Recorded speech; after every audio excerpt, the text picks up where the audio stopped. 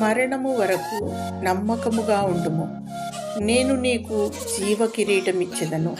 ప్రకటన గ్రంథము 2వ అధ్యాయము 10వ వచనము. మన ఎదుట మరణ కిరీటము, జీవ కిరీటము అను 2 కిరీటములు కలవు. ఆదాము యొక్క పాపము వలన మరణము, క్రీస్తు శిలువ త్యాగము వలన నిత్య జీవము.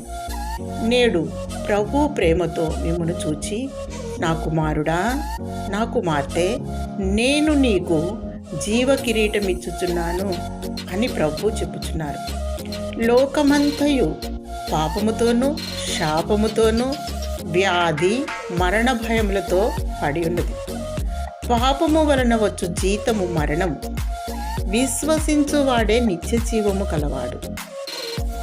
నిన్నును నీవు పంపిన యేసుక్రీస్తును ఎరుగుటయే నిత్య జీవము. దేవుని బిడ్డ, నీకు జీవ కిరీటం ఇచ్చుటకు క్రీస్తు మరణ కిరీటమును అంగీకరించెను. క్రీస్తు మరణము నొందినట్లు తన ప్రాణమును ధారపోసెను.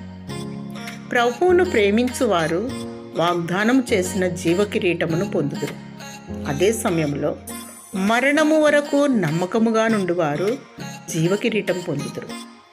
మనం ఒక తీర్మానంలోనికి వచ్చిన వారంగా, గాఢాంధకారపు లోయలలో నేను సంచరించినాను, ఏ అపాయమునకు భయపడను, నీవు నాకు తోడై ఉన్నావు. ఎందుకంటే మనకు మరణ భయం లేదు.